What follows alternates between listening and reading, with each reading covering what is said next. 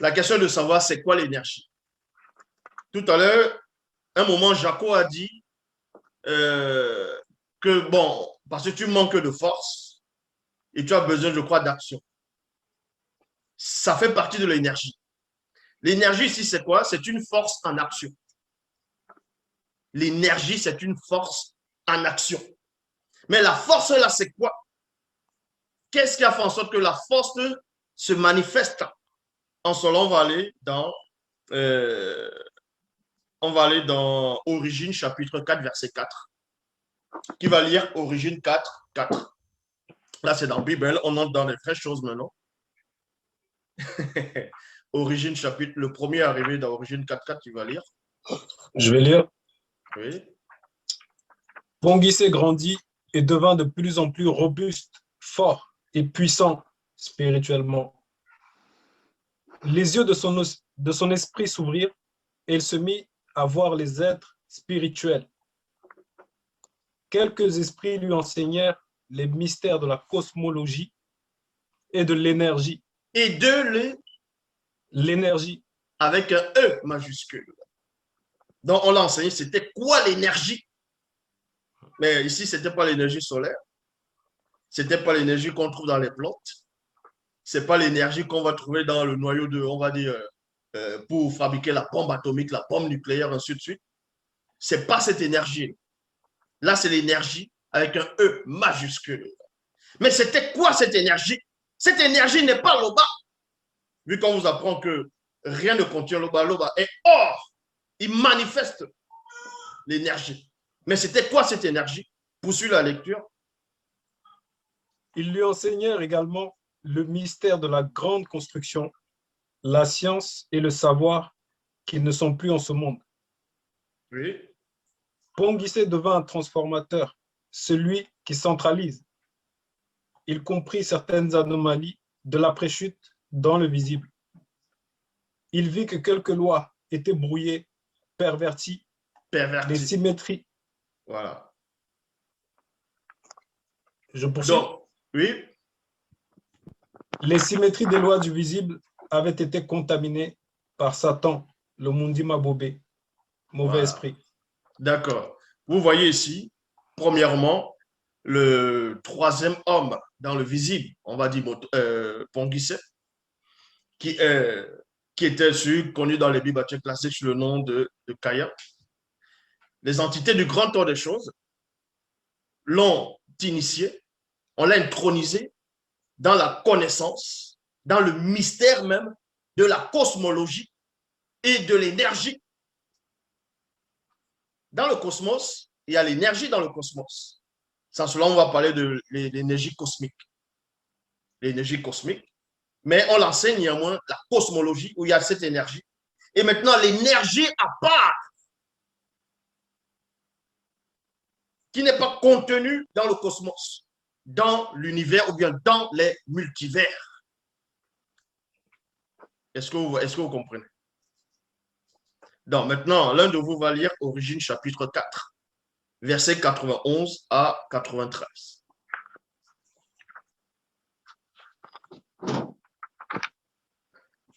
Ici, là, avant de lire, il est question de moto et de mouton. Après qu'ils ont, on va dire, ils ont vaincu, là, ils devaient être transportés dans le grand ordre des choses. Donc, oui, je crois que Zanko, il est prêt pour lire. Désormais, Moto et Muto étaient constitués d'énergie céleste et divine. Voilà, il y a point d'abord. Point. D'énergie céleste et divine. Donc, il y a l'énergie céleste et divine. Et c'est un E majuscule. Ils avaient ça en eux. Et c'était quoi cette énergie? Elle est par-delà les cieux, par-delà le visible. Mais tous ces gens qui sont adeptes à cette théorie comme Satan, ils se focalisent uniquement sur l'énergie cosmique. Leur entendement s'arrête là. Or, il y a une autre énergie qui est au-delà de l'énergie cosmique. Donc, on va poursuivre la lecture. Car ils devinrent des purs esprits ayant la nature divine des entités du grand ordre des choses, comme avant la chute. Point. Voilà. Continue. Puis Moto et Muto furent transportés dans la réalité spirituelle. Voilà. Moto et Muto furent transportés dans la réalité spirituelle. En gros, un esprit, c'est l'énergie. L'esprit, c'est l'énergie. Mais nous savons néanmoins qu'avant que l'énergie, avant que l'esprit ne se manifeste, il y avait une autre forme d'existence. Il y avait une autre forme de vie. Mais c'est l'esprit et l'énergie. Et c'est qui a fait en sorte que l'esprit se manifeste. Comment on va nommer cette manifestation? C'est la question qu'il faut vous poser. Pour cela, on va aller dans Origine chapitre 1, versets 3 à 5. Le premier à être dessus, il va lire. Ça dit qu'il a l'énergie. Allez, hop. Par la manifestation de la volonté de Loba, son verbe se fit entendre. 2 points.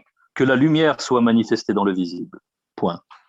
Et son rayonnement fut, entre parenthèses, esprit de la terre. Point. Oui. Je continue. Oui.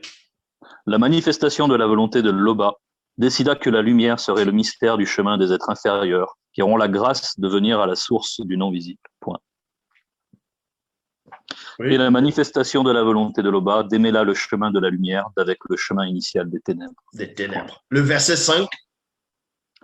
La manifestation de la volonté de Loba désigna cette lumière, énergie vivante. Cette lumière. Il y a virgule. Virgule. On s'arrête dans la virgule. Cette lumière qui était créée, qui était manifestée au début de la création, c'était quoi cette lumière? Et c'est cette lumière dont les scientifiques ne sont pas d'accord actuellement, parce qu'ils vous disent que le début de la Genèse, que en ce moment, il n'y avait pas encore ce qu'on appelle les astres. Il n'y avait pas le soleil. Donc, selon eux, le soleil, c'est la vie. C'est le soleil qui fait en sorte qu'il y ait de la vie sur la terre, selon les scientifiques. Selon eux encore, le soleil fait en sorte qu'il y ait que les plantes puissent pousser. La photosynthèse. Que s'il n'y avait pas de soleil, il n'y aurait pas de vie dans le visible. Or, le récit vous apprend qu'avant la manifestation des astres, avant la manifestation du soleil, il y avait la faune et la flore. En gros, il y avait la verdure, il y avait l'herbe qui poussait, il y avait les arbres, il y avait des fruits. Le soleil, la lune, les étoiles sont arrivés bien après. Qu'est-ce que vous pensez de ça? C'était quoi cette énergie? C'était quoi cette lumière-là? La suite, Zanko va lire et ensuite vous allez essayer, chacun va expliquer. Je reprends le début du verset. Oui. La manifestation de la volonté de Loba désigna, virgule, cette lumière, virgule, énergie vivante intelligible, virgule, sous le nom de Bunya, manifestation phénoménique universelle, virgule, et cette obscurité, virgule, existence inaccessible, virgule, sous le nom de Boudou. Le terme est le départ de la première manifestation phénoménique. Point. Voilà. Ainsi, il y eut un soir et il y eut un matin. Ce fut le premier jour dans le visible. Ce fut le premier jour dans le visible. Donc, le premier jour dans le visible, on va manifester quelque chose, c'est-à-dire la lumière.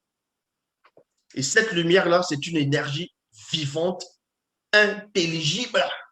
Vu que ce que Jack vient de dire, par rapport à cette énergie vivante, intelligible, c'est un être pensant. C'était l'esprit de Wassé. C'est l'esprit de la terre. Avec un E majuscule. Donc, c'est quelqu'un qui est doué de connaissance, de conscience. C'est en cela où on dit intelligible. L'énergie vivante.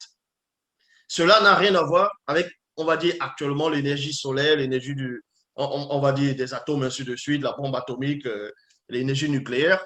Là aussi, c'est l'énergie. Quand tu cours, tu as besoin d'énergie. Parce que quand tu perds des calories, tu fais du sport, tu as besoin de sucre pour récupérer l'énergie. Mais cette énergie-là, c'est quoi? Ce sont des particules, des petites énergies, des fragments. Mais ici, c'était l'énergie même,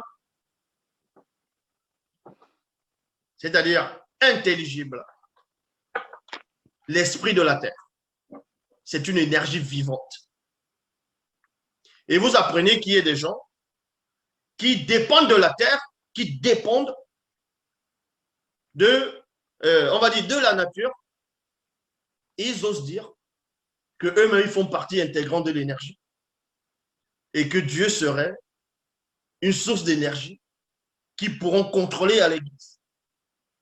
Alors qu'eux-mêmes, ils dépendent de la terre et l'esprit de la terre est une énergie vivante et intelligible.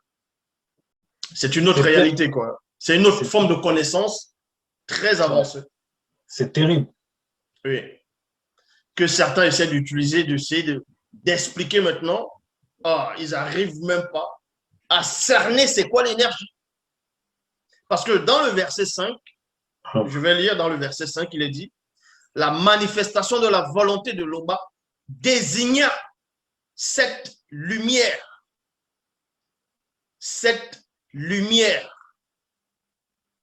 énergie vivante intelligible, sous le nom de Bunya, manifestation phénoménique universelle, et cette obscurité, il y a virgule,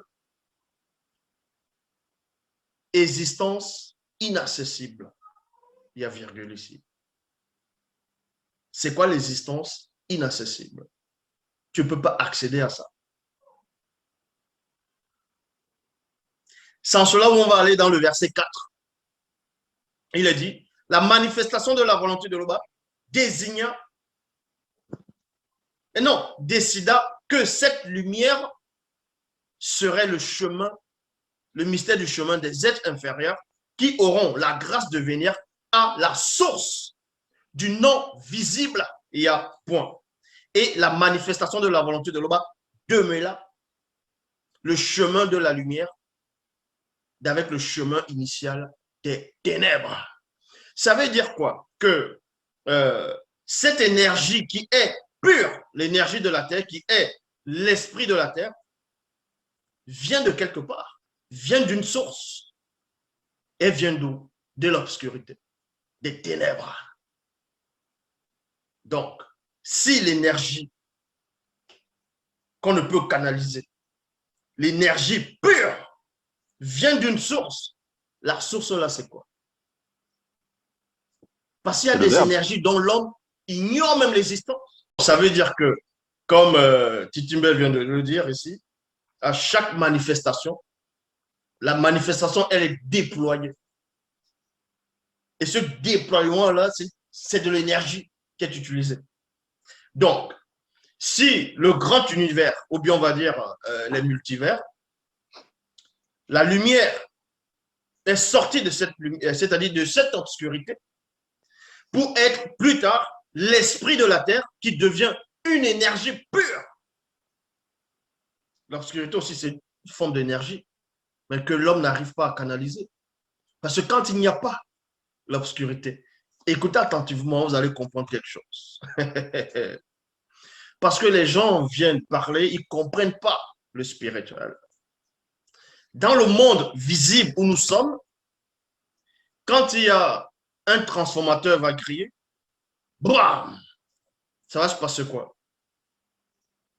Quand on éteint les lumières en route, peut-être le soir, vous êtes plongé dans quoi?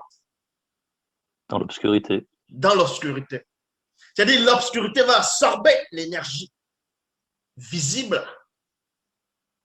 L'énergie visible, c'est ce qu'on voit à la lumière. Le soleil, c'est une énergie. L'électricité, c'est l'énergie. La foudre, c'est l'énergie. Ça, c'est visible, on peut le voir.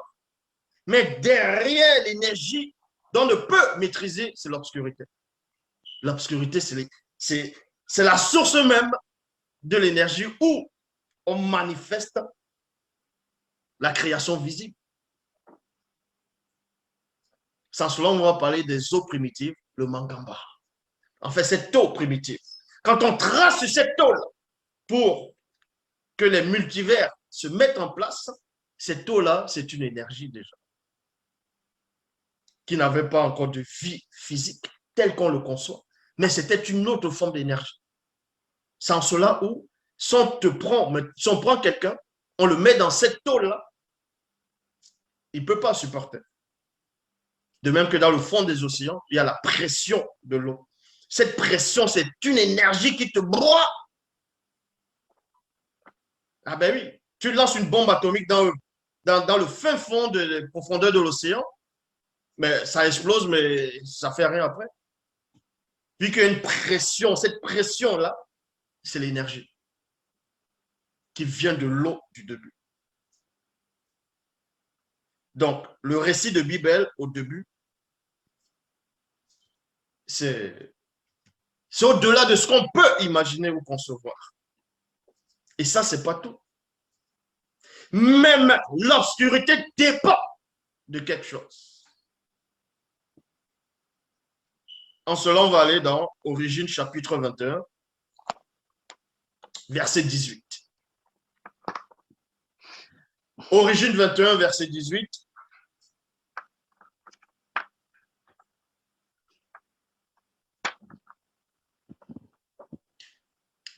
Oui.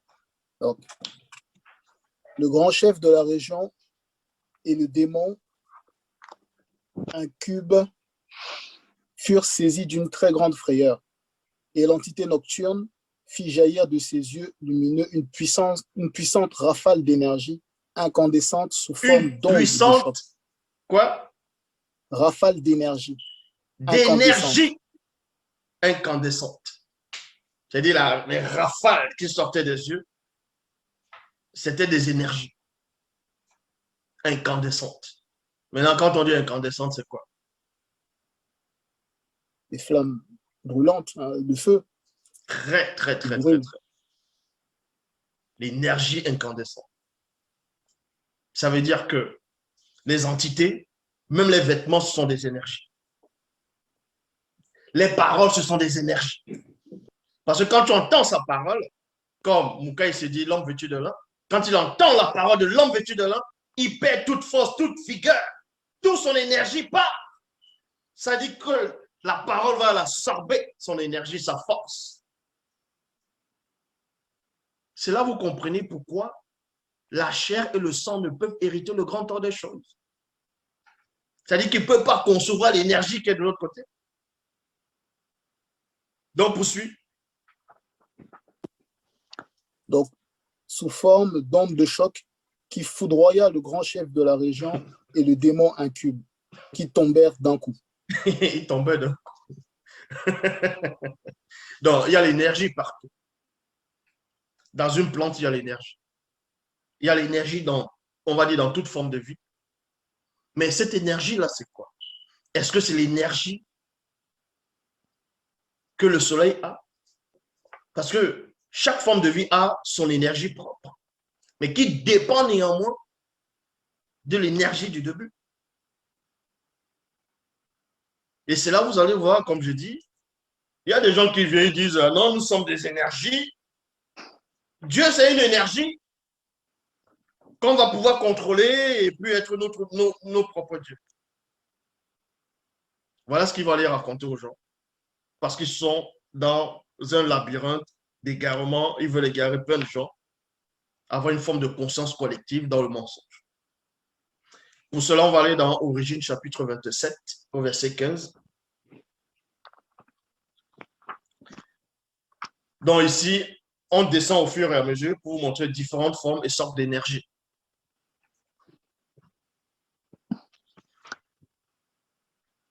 Origine 27, au verset 15. Oui. Il apprit le grand secret des écorces connues, entre parenthèses, endurance et plaisir conscient, pendant l'acte sexuel, virgule, de l'énergie vitale et de la respiration. Voilà. Là, il est question de Tindi. Tindi, on vous dit ici qu'il a appris le secret, c'est-à-dire le grand secret des écorces, connu dans endurance et plaisir sexuel pendant l'acte sexuel, de l'énergie vitale et de la respiration. Maintenant, c'est quoi l'énergie vitale? Parce qu'il doit apprendre le secret de l'énergie vitale. C'est quoi l'énergie vitale? Donc, l'énergie vitale, c'est l'énergie qui anime tous les êtres vivants. C'est ça aussi l'énergie vitale. Mais néanmoins, quelque chose qui anime. Parce que quand on t'anime, la chose qui anime, forcément la chose aussi, elle est vivante. Et le fait d'être vivant ou bien vivant a forcément, c'est une énergie, dépend de quelque chose qui l'a rendu vivant. Pour cela, on va dans Exode 4, versets 5 à 6.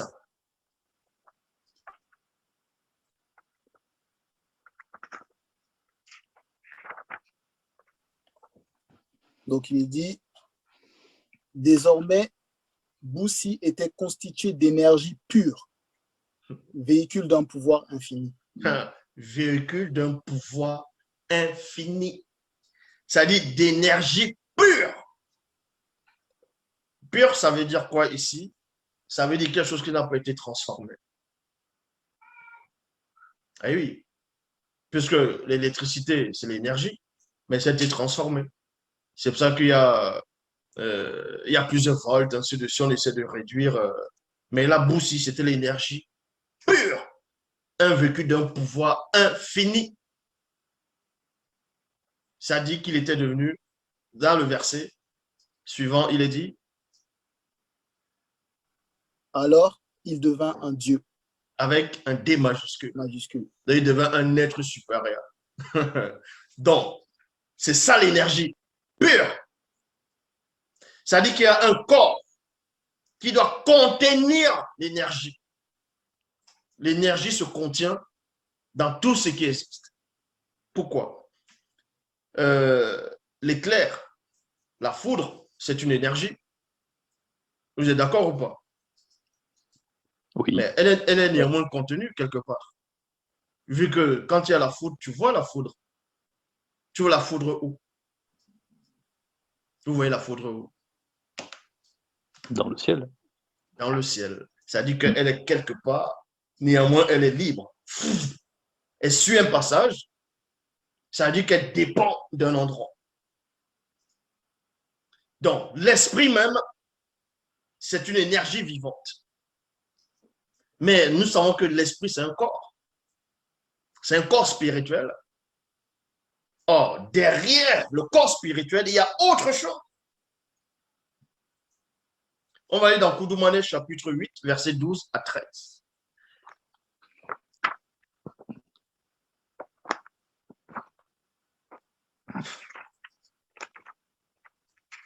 Koudoumane, chapitre 8, versets 12 à 13.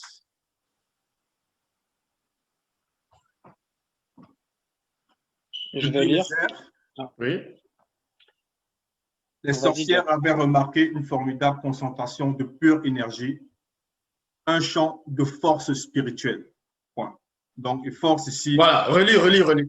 Ouais. Depuis les airs, oui. Les sorcières avaient remarqué une formidable concentration de pure énergie. Une formidable concentration. C'est-à-dire qu'il y a plusieurs énergies. Une formidable concentration qui sont concentrées de pure énergie sans S à la fin. Oui. Donc, c'est devenu une seule énergie. Ça s'est concentré.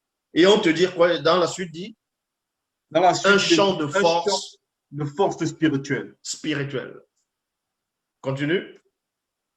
Verset 13. Elles furent saisies d'une grosse frayeur, ainsi que les démons qui avaient pris possession des sorcières. Voilà. C'est comme si tu es là. À un moment, il y a l'orage. Tu vois les éclairs qui se mettent à se manifester. Elles se manifestent. Voum, elles se concentrent.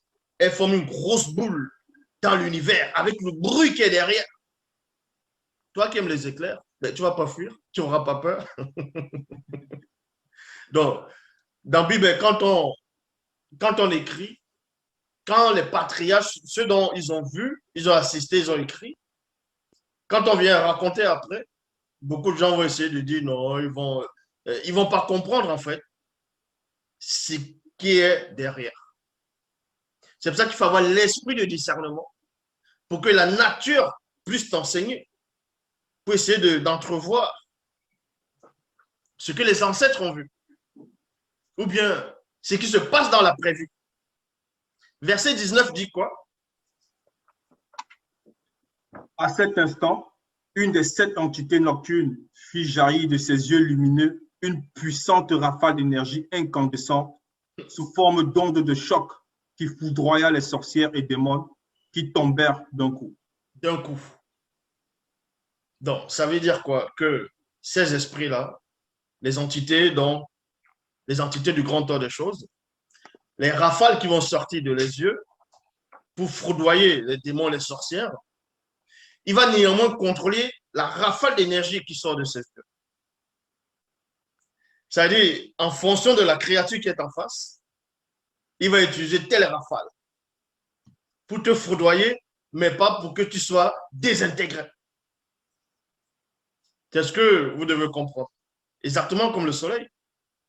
Si le soleil décide de faire du mal aux gens sur Terre, il va juste déployer son énergie.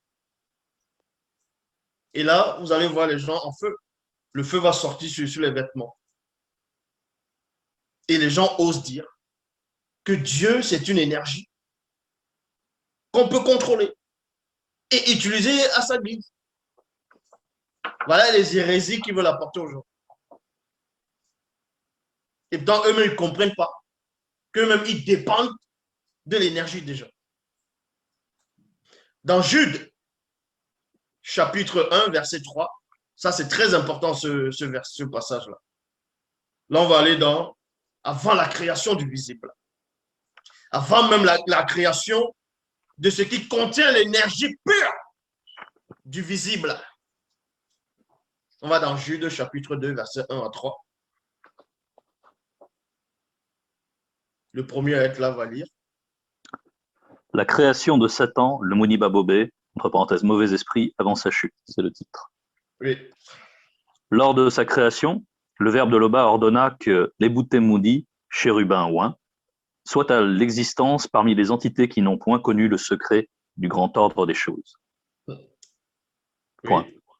Et là, virgule, une lumière éclatante sous forme d'énergie vivante apparut. Apparut. Donc, vous comprenez par là que lors de sa création, le Verbe de Loba ordonna que les Boutemundi soient à l'existence parmi les entités qui n'ont point connu le secret du grand ordre des choses, et là, une lumière incandescente sous forme d'énergie vivante apparue. La question de savoir ici, premièrement, quand le Verbe de Loba ordonne que le Boutemundi soit, est-ce à dire que le Boutemundi était déjà quelque part, mais on lui demande d'apparaître? De même que quand on dit, selon les Bibles classiques, faisons l'homme à notre image.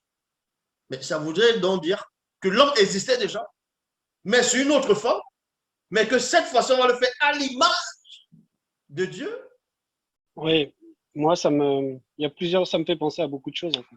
Parce que tu nous avais déjà expliqué que c'est pas que Loba, il a des pensées. Au début, il pensait pas créer, et après, Oui. il va créer l'être. Voilà. Et on sait que tout, pour nous, en tout cas, ou pour toute personne qui va entrer dans l'existence, ou dans dans l'existence, il faut la manifestation de la volonté.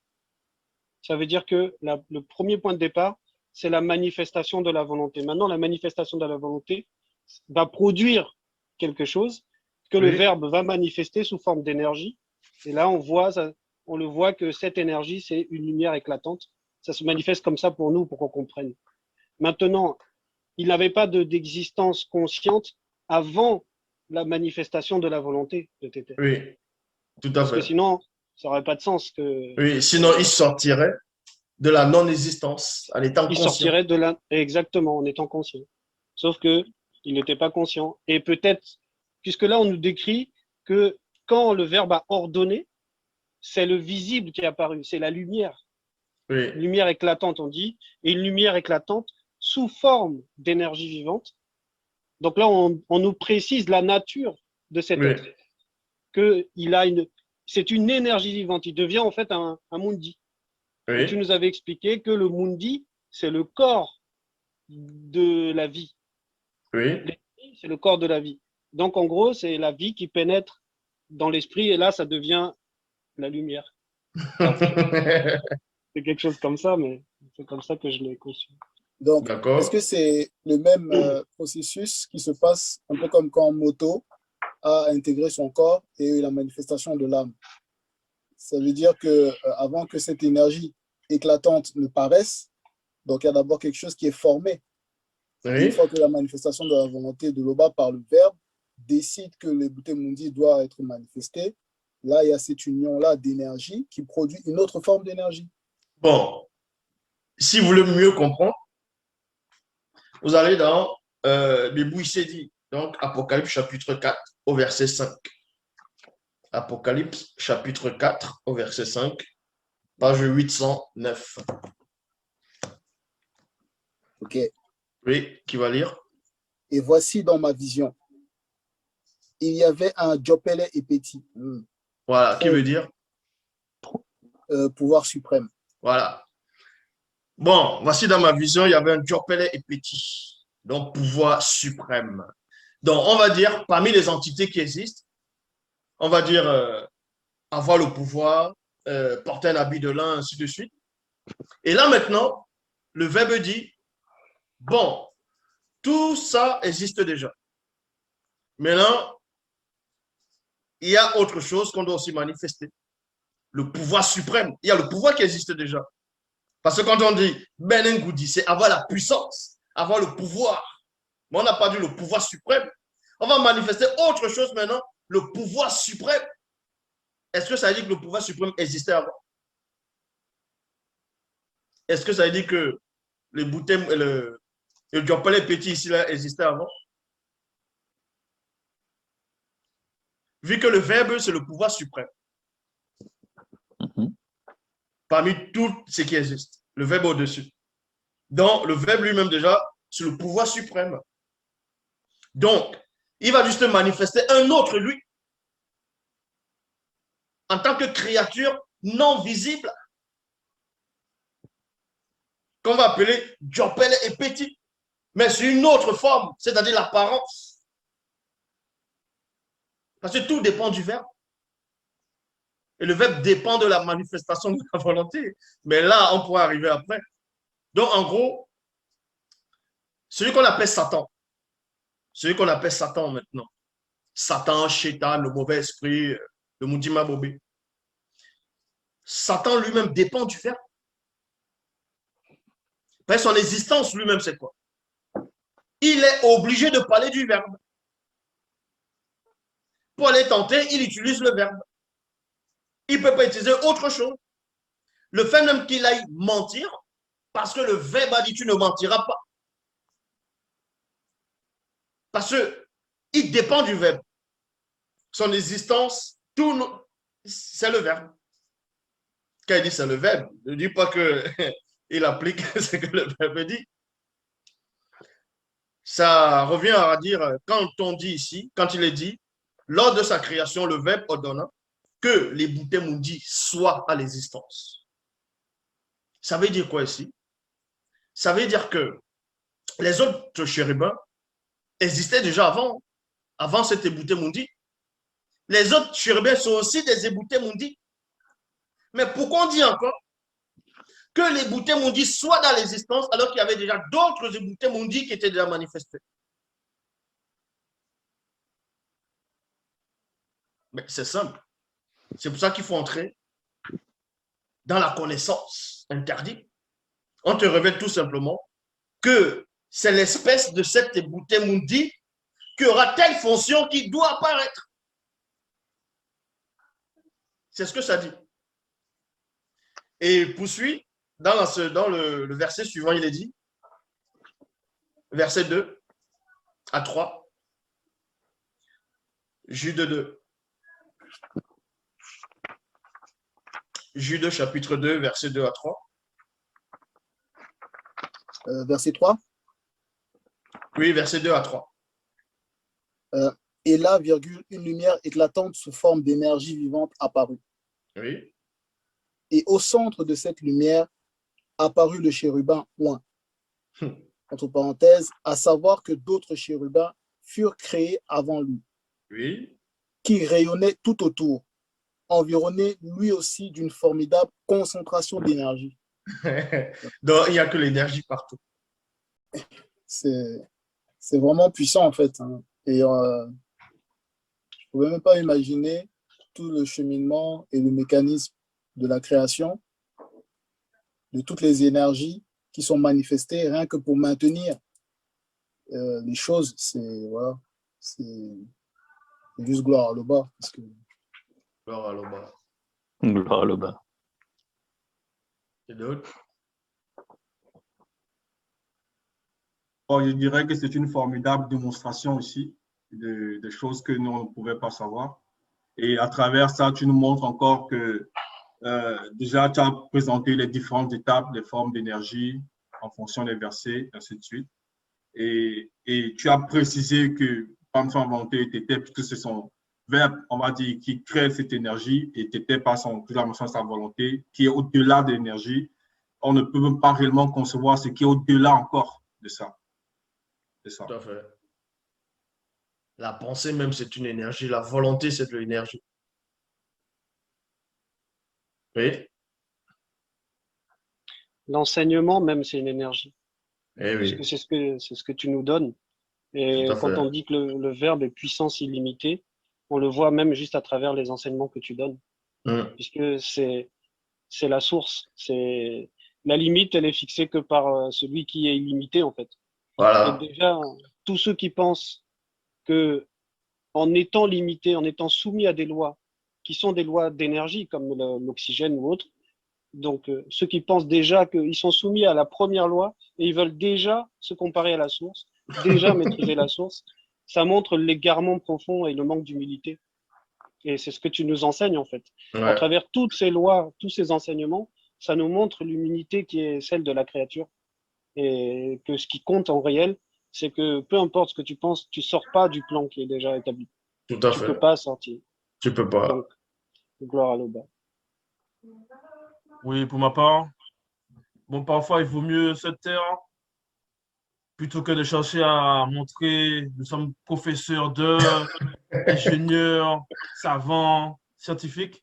Parfois, il vaut mieux juste se taire et écouter le seul enseignant, quoi. Eh oui. Et j'ai l'impression d'être comme un petit poisson rouge dans un aquarium Bon.